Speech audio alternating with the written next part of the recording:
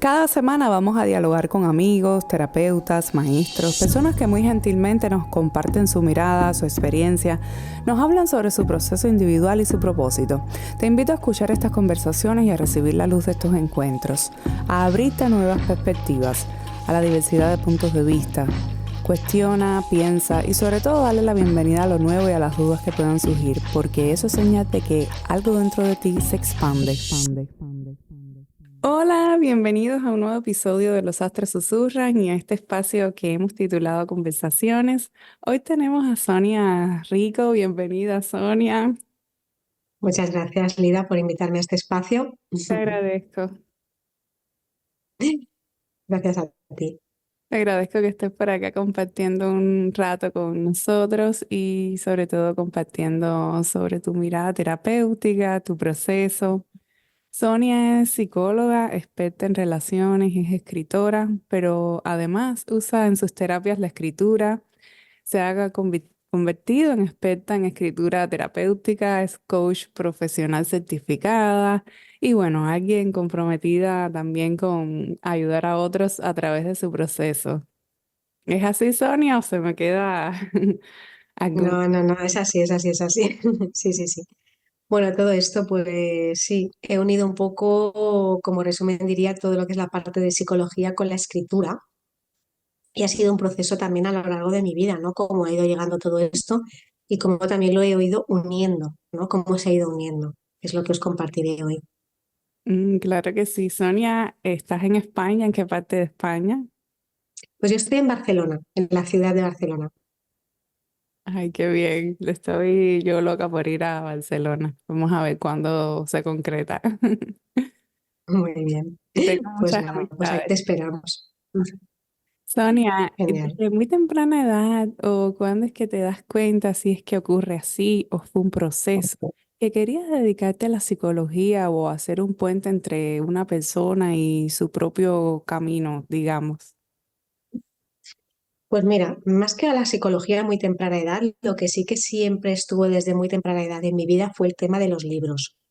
Mm, Eso entró primero todo un poco por la lectura. De hecho, mira, cuando yo iba al colegio, me acuerdo que yo debía tener 6 o 7 años, debía ser muy pequeña, y empecé, bueno, hacía muy poquito que había empezado a leer, ¿no? Y íbamos a la biblioteca de la escuela, una amiga y yo me acuerdo que ya le decía a mi madre que me viniera a buscar más tarde para que después de las clases pudiéramos quedar un rato en la biblioteca, hablar con la bibliotecaria, siempre nos reservaba libros.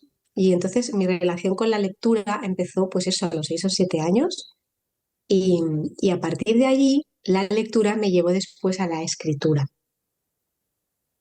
¿vale? La lectura al principio lo hacía en solitario, ¿no? Pues tú lees y bueno, te quedas con los libros hasta que también un poco en la adolescencia descubrí los clubs de lectura.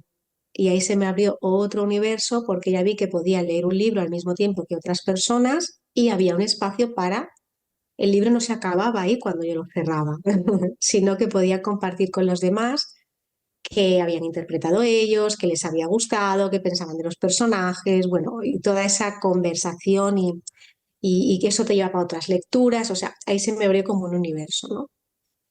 Y de ahí empecé con la escritura, ¿no? Conocí a personas que escribían de manera más o menos, bueno, profesional, empecé yo también a escribir algún relato, al principio pues lo hacía sin mostrarlo a nadie, lo hacía un poco para mí, hasta que un día dije, ah, pues voy a compartir esto en grupo, ¿no? A ver qué opinan o a ver qué dicen, ¿no? Y todo este camino empezó así. increíble. Esto es una maravilla. Y me recuerda también cuando yo era pequeña. Y es que yo creo que nuestra generación, que ha crecido sin internet y todo esto, Mm, eh, tiene muy de la mano la lectura también, porque también si hablamos de la escritura, esto va de la mano con la lectura. Siempre digo claro.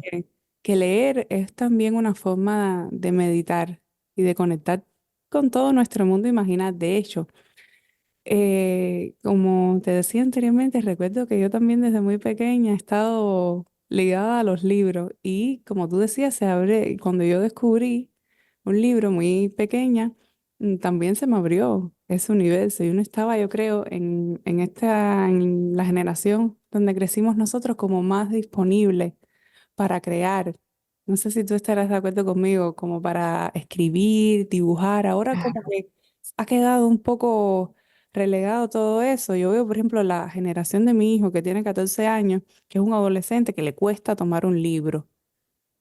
Y en su caso, por suerte, él está conectado ya con la pintura, el dibujo, pero yo creo que con toda esta tecnología cuesta trabajo conectar con ellos, ¿verdad? totalmente. Aquí en España pues pasa exactamente lo mismo. Yo tengo sobrinos adolescentes también y lo que prima es móvil, tablet, pantallas. Es muy difícil quitar la atención de ahí para llevarla a un libro. Sin embargo, es verdad que nosotras, que yo, claro, de niña no había todo esto, no había internet ni nada. Mi mayor placer lo encontraba en los libros, en meterme en esos mundos, en descubrir cosas, en viajar a otros sitios, ¿no? A través de la lectura. Recuerdo los veranos largos, ¿no? Los veranos de no, aquí que en verano teníamos casi 3 meses sin escuela.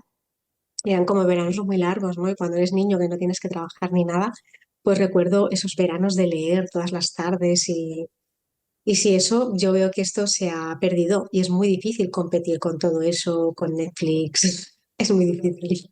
Y por eso yo creo que ahí es la parte terapéutica y la importancia también que tiene lo que haces.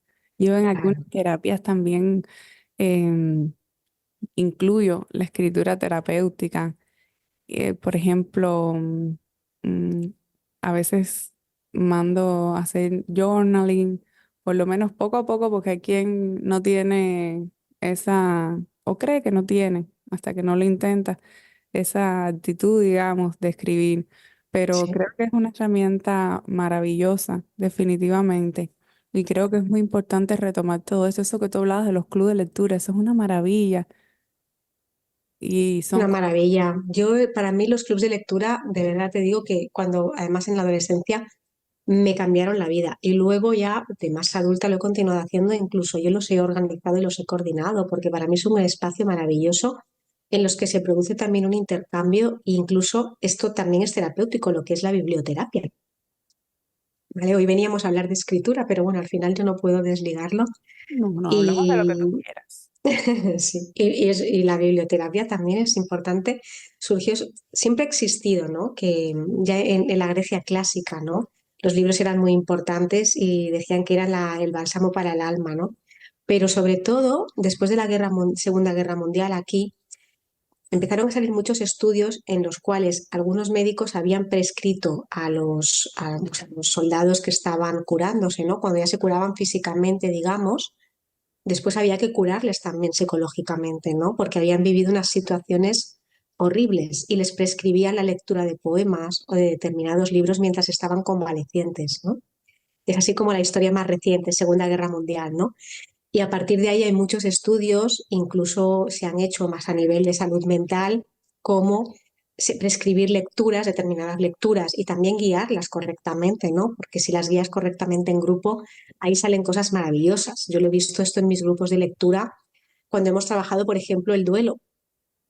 Determinadas lecturas que prescribes para el duelo, poder venir en un grupo de personas y expresarte allí y poder compartir con los demás, ayuda muchísimo en el proceso de sanación o de una ruptura amorosa, por ejemplo, ¿no? Personas que han estado muchos años con alguien, se ha acabado esta relación, uf, ¿cómo salen de esto, no? Todos estos temas que al final también nos pasan a todos, porque son cosas de vida. Todos vamos a perder personas, todos podemos tener problemas laborales, todos podemos tener una ruptura. Al final son temas de vida que nos van a ir pasando a todos, ¿no? Y yo lo he visto en mis grupos, ¿no? Que la lectura puede ser una manera de avanzar y de curar heridas maravillosa también. Wow, bueno. Y no, ahora que comentaste lo de las cartas de duelo y tal, ¿nos podrías compartir qué tú crees sobre esa herramienta de hacer las cartas de duelo? ¿No? ¿Qué cosa es una carta de duelo? Para que no sepa muy brevemente. Sí, pues mira, yo la verdad que la psicología, en consulta en psicología utilizo mucho la escritura y las personas que vienen a mí realmente conectan bastante también con esta herramienta, no todos, pero muchos. Y yo las cartas las utilizo además, es una de las herramientas de escritura terapéutica que más me gustan.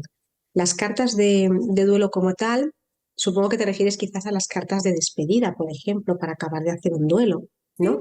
Sí, sí, sí. Es una herramienta súper maravillosa porque muchas personas vienen para hacer un duelo igual con alguien que ha fallecido de quien no se han podido despedir o Ujú. que en ese momento estaba lejos y no pudo llegar a tiempo y tienen como un sentimiento de no haber podido, como casi de culpabilidad también, bueno, este tipo de cosas. Entonces yo les guío un poco, ¿no? Les digo, bueno, pues haz una carta de despedida para poder cerrar esta etapa y decirle a esta persona todo aquello que te quedó por decirle, que le agradeces, que te enseñó.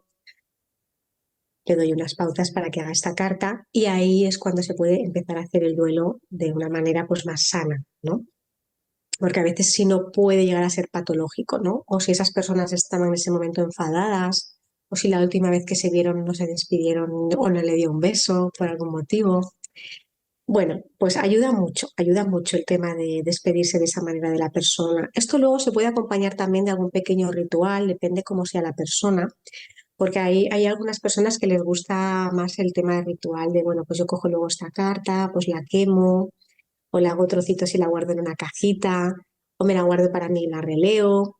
Bueno, depende cómo sea la persona, le puedes hacer alguna recomendación de ese tipo que sea simbólico para la persona. Claro que sí. Y en el caso que también habías mencionado de las rupturas de la pareja, Bueno, sí, si nos pudieras dar también, un consejo, pues como tú eres experta sí. también en este área de los vínculos y las relaciones, en el caso Utilizo de... las cartas, Lida, también. La carta es una herramienta maravillosa en este sentido, porque las relaciones cuando se rompen, a no ser que todo haya ido súper bien y haya quedado muy bien, que es difícil, pues también hay unas pautas que puedo dar para escribirla, ¿no? Lo primero de todo es empezar quizás diciéndole a esa persona, ¿no? Te diriges a esa persona, ojo, que la carta luego se puede enviar o no, no tienes por qué enviarla, ¿no? También te sientes más libre igual si no se la vas a enviar a la persona, ¿sabes? Le hablas a esa persona, pero no se la vas a enviar realmente. ¿Quién eras tú en el momento en que empezó esa relación? ¿Qué tipo de persona eras? ¿Cómo eras? ¿Qué pensaste? ¿Cómo estabas en ese momento? ¿Vale? Luego le puedes decir a esa persona también por qué esa relación ha terminado o por qué has decidido poner un punto final o por qué crees que es lo mejor para los dos. Que quede claro, ¿no? En la motivación, el por qué y que esto se ha terminado. Puedes también, si tenías que hacer algún reproche, escribirlo ahí, decir, pues mira, esto no funcionó, o me fuiste infiel, o me hiciste sufrir, pero también le puedes decir a esa persona lo que has aprendido junto a esta persona o en la relación, cómo te ha hecho crecer ese tiempo que habéis pasado juntos, y luego despedirte de esa manera habiendo reconocido lo que no funcionó, lo que no estaba bien y lo que sí has aprendido, aunque sea de manera dolorosa, ¿no?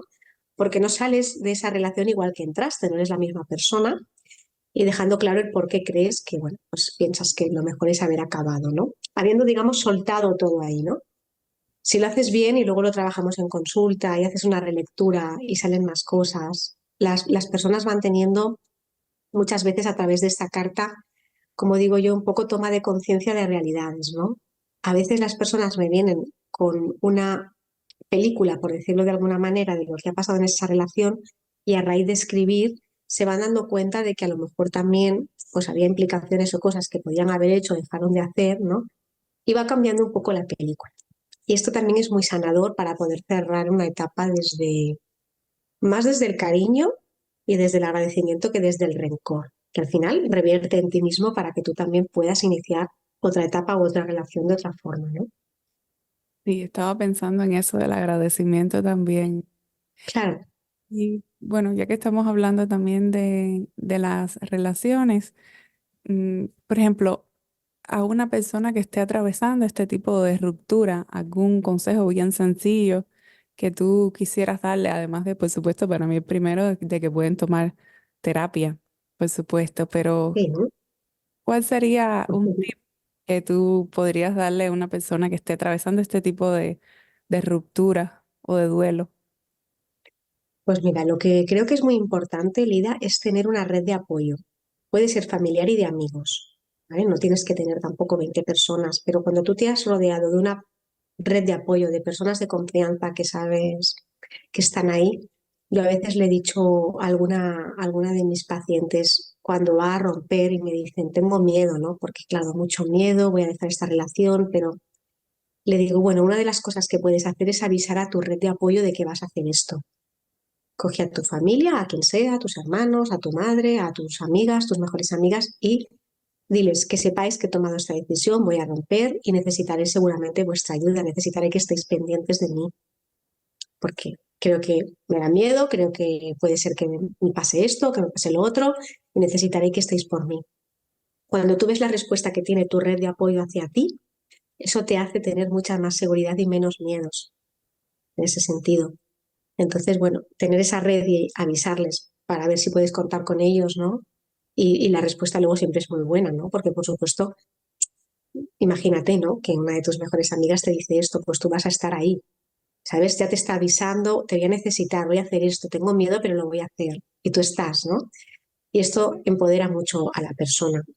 Luego también, como hay mucho batiburrillo emocional, ¿no? Porque a lo mejor un día piensas sí, sí, sí, estás muy bien, pero al día siguiente estás todo el día llorando y hay como un caos emocional a veces. Les también digo que se apoyen mucho en la escritura, el journaling, por ejemplo, yo también lo recomiendo mucho, porque luego en la relectura, que es algo muy importante también en la parte del journaling, de la escritura terapéutica, se van viendo ellos también o ellas cómo van cambiando y cómo van evolucionando en este proceso. Y esto les da también mucha seguridad, ¿no?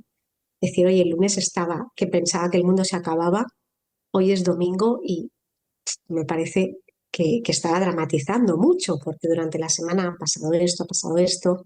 Entonces se van viendo un poco la evolución también, van plasmando sus emociones, lo que sienten, lo que piensan, y les ayuda mucho a tener más seguridad y más estructura, ¿no? En todo ese proceso caótico a nivel emocional. Ujú. Claro que sí, yo concuerdo totalmente contigo y he visto también la diferencia de la persona antes de hacer algún ejercicio vinculado a la arteterapia, si se quiere, no solo la escritura, cuando comienza a hacerlo. He visto la diferencia del antes y el después. Y creo que el journaling, y para el que no lo sepa, bueno, de la manera que yo lo tengo concebido, porque hay muchas personas que dicen, ay, pero escribir, ¿sabes? Le cuesta, porque piensan que necesitan demasiadas herramientas de escritura y tal. Sí, Y yo lo que les digo es que pongan de forma muy sencilla, no tiene que ser este diario tal vez de cuando éramos chicos que hacíamos, que un tanto detalle, porque por lo menos yo cuando hacía los diarios le ponía una cantidad de detalles y de todo, yo le digo, bueno, puedes resumir tu día, tus impresiones, ¿no? Mm, totalmente. Es una observación que te iba a decir, es verdad. El journaling no parece que sea para todo el mundo. Yo también me encuentro algunas veces que las personas ven como que, ay, me voy a tener que comprometer cada día, yo no sé si cada día puedo escribir, y lo ven como si fuera un proyecto muy grande. Yo también les digo lo mismo, ¿no? Hay que romper creencias en ese sentido y al final también animarles a que intenten coger ese hábito, ¿vale? Bueno, luego si lo prueban y no hay forma, también hay otras formas de escritura terapéutica, ¿no? Porque es verdad que el journaling, pues igual no es para todo el mundo. Yo les animo a otras cosas también, por ejemplo, Lida, por ejemplo, a las cartas, ¿no? Que las cartas, bueno, hay diferentes tipos de cartas, escribes una carta hoy, la guardas, la relees, no tienes que estar cada día. O las listas también pueden ser de una manera muy fácil y a veces las personas que son muy ocupadas las hacen incluso en el teléfono móvil en las notas, ¿no? Hacen listas de ideas, de cosas, de sentimientos y hacen ahí sus propias cosas. Bueno, yo intento también adaptar un poco al estilo de persona y la vida que tiene, porque a mí el journaling me encanta, pero reconozco que igual no es para todo el mundo. y crees que hay una diferencia? Porque yo creo que sí, que nada como la escritura manual, en escribir en el Ujú. teléfono, por ejemplo, o en la computadora. O cuando escribes, no sé, en una hoja, en una libreta, manualmente. ¿Verdad que Sí, es sí, sí, como otra sí, energía? Es diferente totalmente. totalmente. No es lo mismo, yo siempre recomiendo cuando voy a hacer, a proponer algo sobre escritura o en mis talleres de escritura terapéutica también, siempre lo primero que les digo es quiero que escribáis a mano y os voy a explicar por qué. Luego, si no queréis hacerlo, no lo hagáis, pero yo os tengo que explicar y recomendar que lo hagáis, ¿no? Por supuesto que hay otra energía, coincido contigo, y también a nivel científico se ha estudiado, ¿no? Como nuestros dos hemisferios cerebrales, digamos que se conectan de una manera, porque hay como unos milisegundos de diferencia cuando escribimos a mano o sea, ordenador, es unos milisegundos más rápido, milisegundos, que cuando lo hacemos a mano, cuando la orden del cerebro sale y lo hacemos con el útil, ¿no? Con el lápiz, con el bolígrafo, el rotulador, lo que sea. Y en esos milisegundos, que todo es más lento, es cuando hechos, razonamientos y sentimientos se unen de una manera como más especial. Por eso podemos plasmarlo todo como de una manera mejor cocinada, ¿no? Está todo como más fundido. En esos milisegundos es cuando se produce un poco, digamos, esa magia, ¿no? Y, y salen cosas que transforman, ¿no? Ahí lo que decías, que veías la diferencia entre las personas cuando no lo hacían y luego sí. Toda esa transformación, ¿no? Porque para mí la escritura, para que sea terapéutica, debería ser transformadora. Ujú. Es que se produce cuando te das la oportunidad de escribir a mano. Sí, hay una diferencia abismal. Y tener tu libreta, ¿no? Tenerla contigo, releer lo que has escrito, es tu letra personal. Se puede parecer a la de otras personas o no, pero es la tuya, ¿no? También puedes jugar con qué colores escribes, ¿no? Que yo también es una de las cosas que recomiendo, ¿no? Le digo, oye, cómprate bolígrafos de 4 o 5 colores y cada día coge el que tú quieras. Un día puede ser negro, otro día puede ser azul, otro día puede ser rojo. Indaga por qué hoy has cogido el rojo, ¿no? Y ayer cogiste el azul, ¿no? Eh, lo haces mucho más personal, mucho más tuyo, ¿no? Que en un ordenador. Por supuesto, sí, no es que el proceso es totalmente diferente, es como más íntimo y al ser más íntimo pienso que te da más oportunidades de conectar con ese mundo interior. A Mm, mí me parece importantísimo. Y bueno, sí, llevado a sí. nivel terapéutico también, yo estoy segura incluso que los escritores coincidirán conmigo, o sea, conscientes o no de ello, creo que para ellos también es una terapia, porque permite una conexión entre, digamos que tu psiquismo más profundo, porque es como un espacio de soliloquio, ¿no? Si se quiere, porque permite que puedas expresarte desde tu propia voz, como tal vez no lo harías con el verbo, con la palabra hablada. Es como si hubiese una gestión diferente en el acto de escribir. Ahí Yo está, sí. Creo que lo has explicado bien. Es como una gestión diferente, es una conversación contigo mismo. Pero que si tú hablas en voz alta contigo mismo, no es lo mismo que si escribes. Ujú. Es como una conversación contigo mismo y también es como un ejercicio súper grande de honestidad. Porque cuando ya lo estás poniendo en papel, no son palabras que se quedan ahí o ideas. Lo estás poniendo en papel y estás haciendo pues, un ejercicio íntimo de gestión, de conversación contigo mismo y poniendo toda tu honestidad ahí, ¿no? Porque si no vas a ser honesto, ya no lo haces. Así es, yo recuerdo cuando yo era pequeña, a veces que le mandaba cartas a mis amigos o a mi mamá. Es como que el espacio era diferente, decía, por si se me olvida algo, decirle algo. Entonces yo mandaba mucha carta cuando era, cuando era pequeña. Yo también, ¿ves? Eso es algo que también ahora se ha perdido, porque claro, ahora que envías un WhatsApp y ya está. Pero yo escribía muchas cartas. Yo iba a veranear de pequeña a otros sitios de España para ver a las familias respectivas de mi padre y mi madre. Y cuando nos íbamos de allí, ¿qué pasa? Que yo quería seguir teniendo contacto con esos amigos de verano. Y les escribía cartas, tanto a mi abuela como a los amigos que había conocido. Para mí, la escritura de cartas ha sido siempre. Y Y ahora se ha perdido un poco. cuando te llegaba una carta, era una cosa, Wow, era una cosa maravillosa. exacto, eso de recibir carta en el buzón es como... Y el tiempo que te tomas también, ¿no? Porque yo sigo escribiendo algunas cartas, ¿no? Menos que ya no es como antes, ¿no? Pero sí que tengo algunas amigas con las que nos escribimos cartas y postales y cuando tú te sientas a escribirle a otra persona, ¿verdad que te tomas un tiempo? No es lo mismo que enviar un mensaje de voz, ya está, ya te lo he explicado todo, ya está. No tiene nada que ver el tipo de comunicación, cómo le explicas las cosas. Mm. Ujú. Sí, es como eso que hablabas anteriormente, que también tiene una parte ritual, es como ese acto psicomágico, como un acto ritual también, como que estás poniendo como, como mayor energía, algo también en el contacto, ¿no? Es como también tú cuando ves la carta, ves físicamente o exteriorizado algo que viene de lo más interno. Total. Y luego también es el objeto de esa persona, ¿no? Esa persona te ha escrito desde su casa, su letra, no Mm, es un mensaje de audio que ha enviado, es algo súper personal, ¿no? Mm. sí, sí, definitivamente.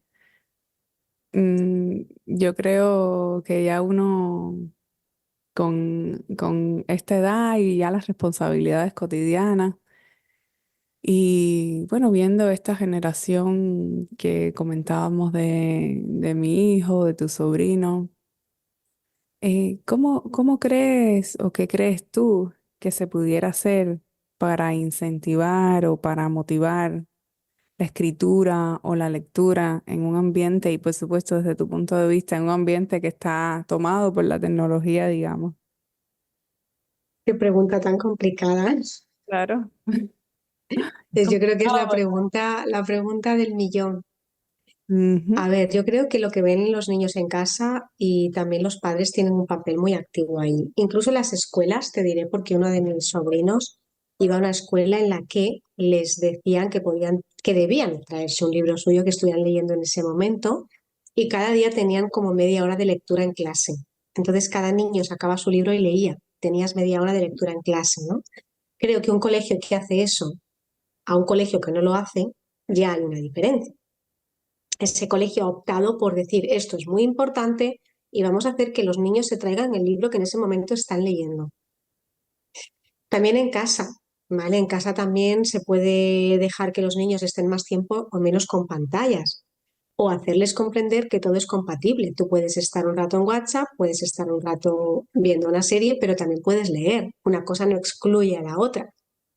mm. ¿No? También yo creo que es mucho enseñarles a los niños esto en casa, ¿no? Que puedes hacerlo todo y disfrutar de una serie y también de un buen libro.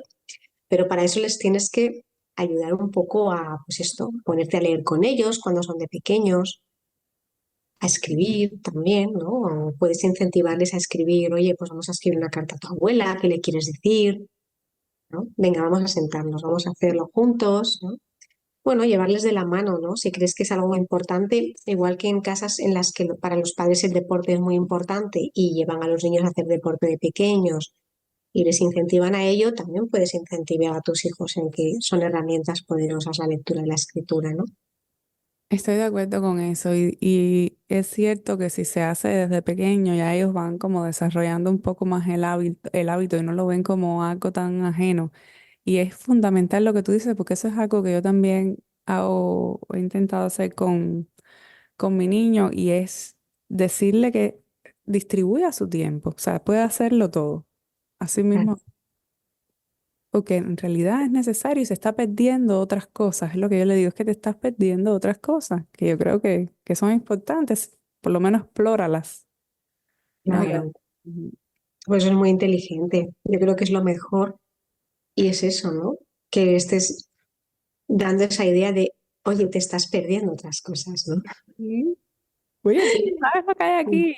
Claro, no sabes lo que hay ahí. Ve a mirarlo, ¿no? Le estás como ofreciendo algo atractivo, ¿no? Ve a explorar ahí Y también. es como Y que si nosotras podemos hacer otras cosas, porque yo también veo series, yo también miro Instagram, pero también claro, leo. Entonces, bueno, si nosotras podemos, al final es una manera de, entonces es posible distribuir el tiempo, ¿no? así es. Pero ciertamente es complicado. También lo hago con mis amistades, con las personas Ya, cercanas, porque no todo el mundo tiene esa, ese llamado. Hay quien prioriza otras cosas, entonces yo pienso que es eso, es un poco organizarse y mm, bueno, también enseñar a los otros. Ya te digo, no solo a los hijos, también lo hago con personas cercanas que creo que pueden descubrir ahí un potencial. mm, claro. Al final, cuando tú crees en algo, bueno, porque tú lo has probado y te funciona y te gusta, es muy fácil que lo expandas a tu alrededor, ¿no?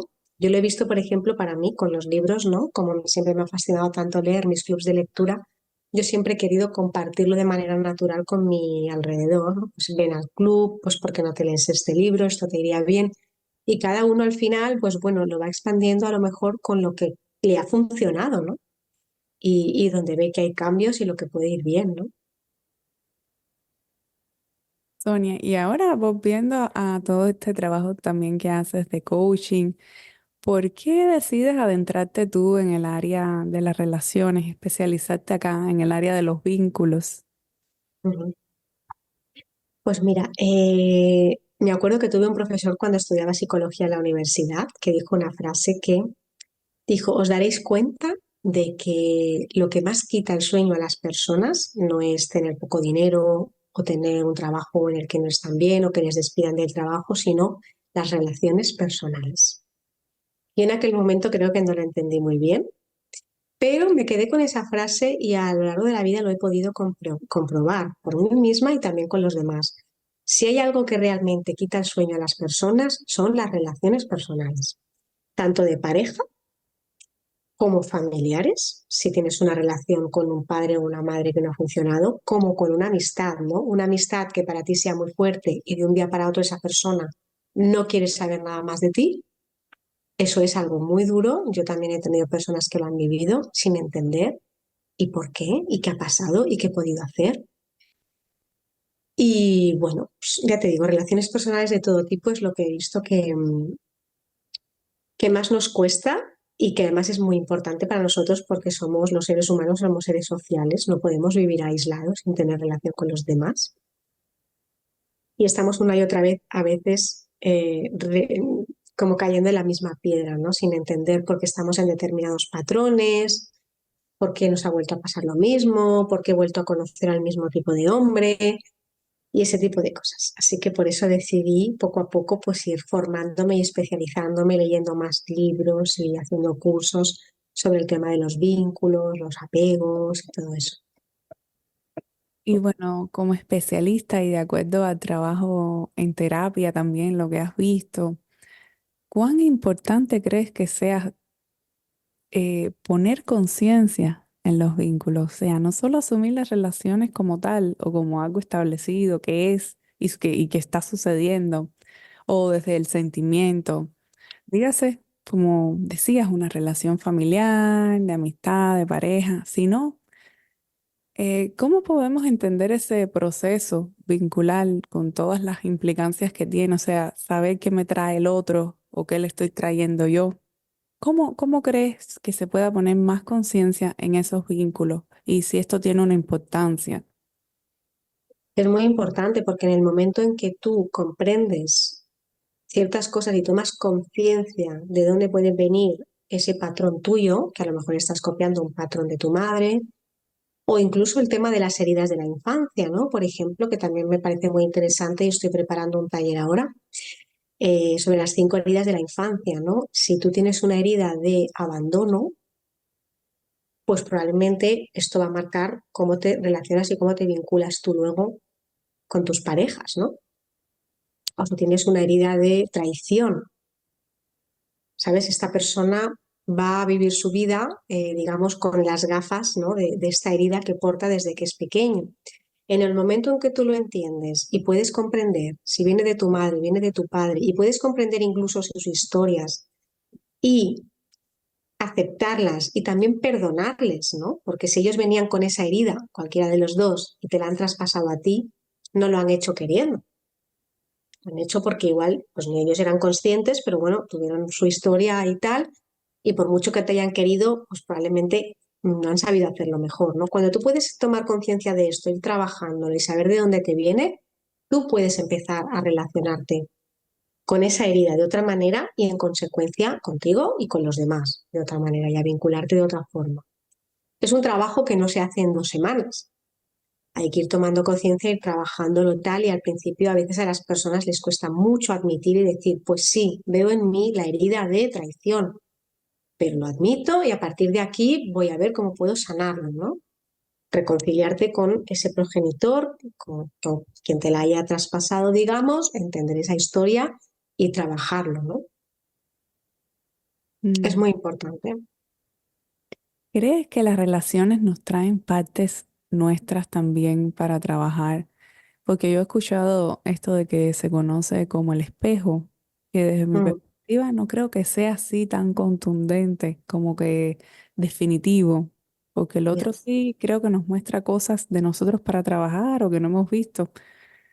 En lo particular, creo que no debe tomarse así como tan de manera determinista de que todo es parte de nosotros. No sé cómo tú lo ves, porque es que yo sé que también nosotros proyectamos Sí. también a otro, transferimos. ¿Cómo tú ves esto del espejo si el otro nos muestra cosas a trabajar de nosotros mismos? Pues mira, Lina, yo creo que a veces sí y a veces no.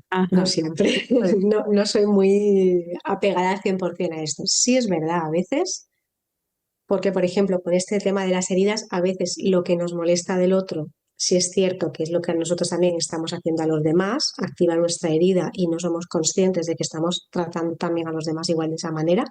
Por ejemplo, las personas que son muy rígidas a veces se enojan o les molestan las personas que lo son con ellas, pero es que ellas son muy rígidos también con los demás, ¿no? Y a veces le está molestando algo del otro que está implementando, pero no siempre es así.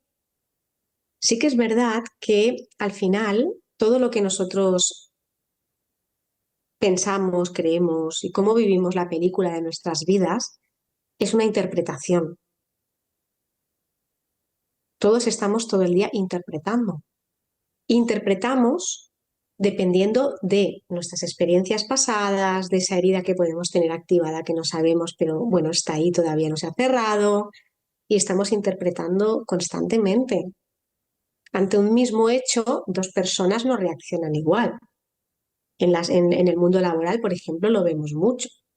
En una reunión, alguien dice algo y una persona puede ser que se ofenda y la otra no vea ofensa ninguna en aquello.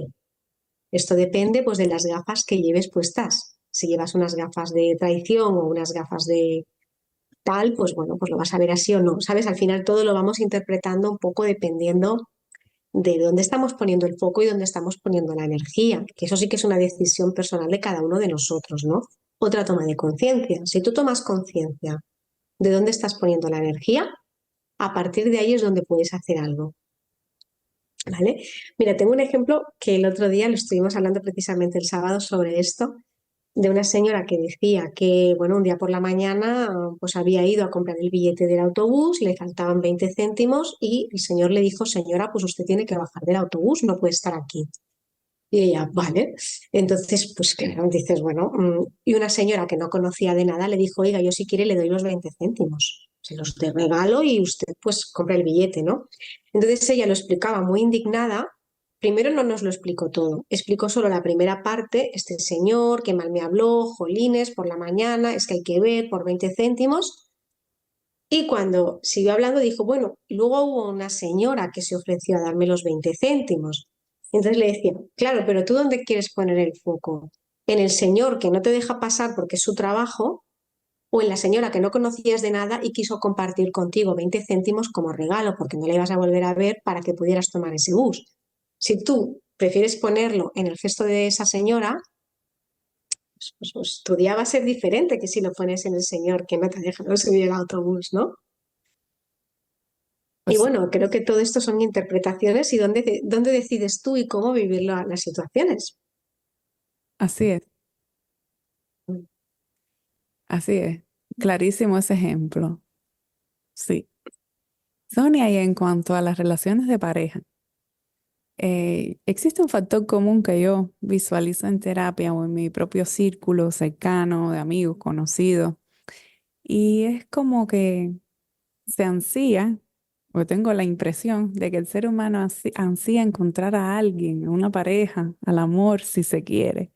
Y yo digo que, y desde mi punto de vista, que inconscientemente es porque nosotros ansiamos totalidad, porque nuestra alma viene de un lugar donde no hay separación con el entorno, no existe la polaridad y hasta cierto punto, y no desde nuestra lógica racional, no, pero creo que el alma recuerda, como que tiene vestigios todavía de esa totalidad y cree inconscientemente que un otro te puede traer algo que te complemente. Creo que eso es parte de nuestra naturaleza, pero ¿crees tú o por qué crees tú que muchos ansían tener una pareja o que les complemente o encontrar el amor? Porque yo veo que esto es un tema común. Es un tema muy común y que a veces trae muchos dolores de cabeza. Ujú. Yo, mira, una pregunta que me gusta mucho hacer a veces cuando tengo terapias de pareja es, o personas que quieren encontrar pareja, yo le pregunto, vale, ¿tú quieres tener una pareja, ansias tener una pareja, encontrar a alguien? ¿Para qué? Y las personas muchas veces se quedan muy descolocadas, ¿no? Porque, bueno, pues para compartir, vale, ¿para compartir qué? Y voy indagando y haciendo preguntas y a veces vamos indagando y ese para qué se queda muy en el aire. Yo creo que también hay un tema que es cultural bastante, ¿no? La presión de la sociedad. La sociedad nos manda constantemente mensajes de que hay que estar con alguien, de que estar solo es raro y tenemos muchísimos ejemplos al respecto. Incluso la presión social es mucho mayor si somos mujeres. Así es. Si somos mujeres ya es, bueno, no puede ser, ¿no? Tienes tantos años y no tienes pareja. Ujú, Bueno, y luego viene el tema de los hijos y tal, pero tanto en la publicidad como en todas partes, las películas, las series, bueno, nos están mandando mensajes constantemente de que el mundo está hecho para vivir en pareja, ¿no? ujú. Y No, yo creo que es una fórmula que puede ser válida o no, que es claro. es algo personal de cada uno. Hay personas que deciden, bueno, pues si no tengo pareja no pasa nada, ¿no? Creo que también la clave es estar bien contigo mismo. Ujú. Y Es que todo a muchas partir de ahí. personas no pueden estar solos en su casa. Se les cae la casa encima si no hay alguien allí. Entonces estás buscando a alguien para llenar unos vacíos de los cuales ni siquiera tú eres consciente. Y claro, esto, o manteniendo relaciones a toda costa. Por miedos que después no son tales, porque yo he trabajado con mujeres que después de mucho tiempo rompían su matrimonio, al principio tenían un miedo que se morían. Y bueno, también hay un ejercicio muy importante que creo que se tiene que hacer en la vida, Lida, que es aprender a estar tú contigo mismo. Ah, eso es lo principal. Y cuanto antes lo aprendas, mejor, ¿verdad? Luego, si viene alguien maravilloso y estáis bien, y si no, pues aprende a estar contigo mismo. Pero hay gente que está años y años y años posponiendo hacer ese ejercicio. Y es súper necesario, porque si no puedes estar contigo mismo, entonces, ¿qué quieres, no? No puedes buscar pareja esperando que llene todos esos huecos y esos vacíos y esas cosas que tú no has sido capaz de resolver y que tienes miedo de mirar ahí. Ujú. Así mismo es. ¿Y alguna cosa que reconozcas en tus terapias, Sonia, que se repita o tal vez que sea como lo más retador que tú percibes que se viva en relaciones? Bueno, la dependencia emocional en general. Cuando tú tienes ese tipo de dependencia, al final hay unos circuitos, ¿sabes? Las personas que tienen ese tipo de dependencia racionalmente son capaces de verlo, pero a nivel emocional ahí es como una droga. O sea, que son capaces de racionalizarlo y verbalizarlo y comprenderlo, sí, pero después vuelven al mismo tiempo de comportamientos y a estar ligado a esa relación que ya en muchos casos se ha convertido en tóxico y salir de ahí es difícil. Es difícil. Hay que trabajarlo, se puede hacer, pero es difícil sacar a las personas del circuito de la dependencia emocional. Lleva un tiempo y mucha voluntad por parte de la persona. Mm, claro que sí. Entonces, volviendo a la escritura terapéutica y ya casi para ir cerrando, ¿quieres compartirnos alguna experiencia donde a lo mejor puedas vincular esto? No sé, algún tipo de terapia que tenga relación con los vínculos también y con la escritura terapéutica. Y que nos quieras compartir una experiencia, no sé, que has vivido en terapia con alguien específico. Y después si también podemos cerrar con algún ejercicio sencillo de escritura terapéutica que nos puedas recomendar. Ujú. Bueno, así la primera pregunta sí que hay algo bastante especial y personal, que fue cuando yo me empecé a dar cuenta de que la escritura podía ser terapéutica, ¿vale? No tiene tanta relación con los vínculos así como de pareja, Pero mira, esto fue cuando yo estaba en una escuela de escritura que hay aquí en Barcelona, en el Ateneo Barcelonés. Tienen una escuela de escritura en la que hacen cursos breves y también itinerarios de escritura para escribir, ¿no? Novela, que son 3 años. Mm. Yo, como ya estaba cada vez más metida en la escritura, decidí ir a esta escuela y en esta escuela se trabaja de una manera en que hay grupos muy pequeñitos de 8 personas en las que cada uno lleva su proyecto de escritura. Tú estás escribiendo una novela y todos tus compañeros y el profesor van leyendo por entregas lo que haces, ¿no? Pues bueno, yo recuerdo que allí en este grupo todos íbamos entregando nuestros capítulos de nuestra historia de ficción y había una persona que iba escribiendo de manera repetitiva siempre 2 o 3 capítulos, digamos, escenas, ¿no? Que eran como muy inconexas y bueno, pues no comprendíamos quizás muy bien qué conexión podía tener todo aquello. Iba escribiendo, por ejemplo, de una señora en una casa que recibía una llamada telefónica y solamente se escuchaba lo que decía ella, pero no la persona que estaba al otro lado, ¿no? Y nos quedábamos como a medias en la conversación. Esa persona de repente daba un grito, colgaba el teléfono, lloraba. Luego, por otro lado, nos contaba también un episodio de unos niños que estaban jugando en un descampado y había uno de ellos que moría al ser un muro que estaba en mal estado, caía encima de él y el niño fallecía. Y bueno, todo aquello nos lo iba contando de una u otra manera, hasta que cuando acabó el curso yo ya tuve unos meses de confianza con esta persona. Un día, tomando un café, me contó, mira, Sonia, pues todo esto que yo he estado, que estoy intentando escribir y contar y yo vengo aquí.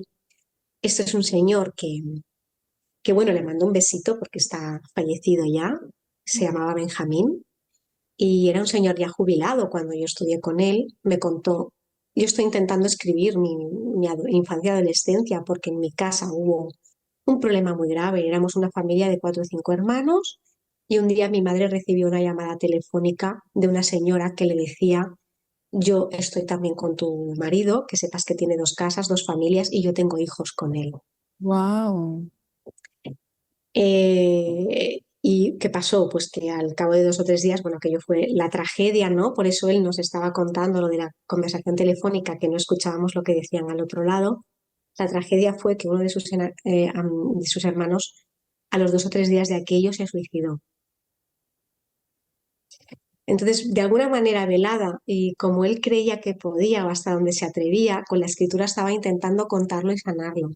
Pero al mismo tiempo nos estaba hablando de un tabú, porque esto en su familia había sido un súper tabú. Primero, que su padre tuviera 2 familias y cómo impactó eso en su familia, que fue pues con uno de sus hermanitos que se suicidó, ¿no?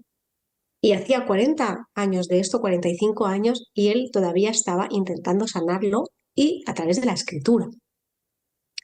Claro, cuando él me contó esto, fue cuando mi cabeza hizo, bueno, entonces empecé a ver la escritura de otra manera.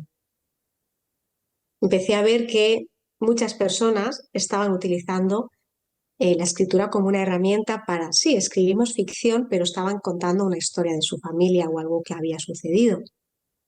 Y ahí en el Ateneo, esos 3 años fueron los que me empezó a interesar mucho la parte terapéutica de la escritura. Y cuando empecé a leer más, y a hacer cursos y a investigar más en esa vertiente que para mí hasta el momento pues no había sido tan evidente. Wow, increíble.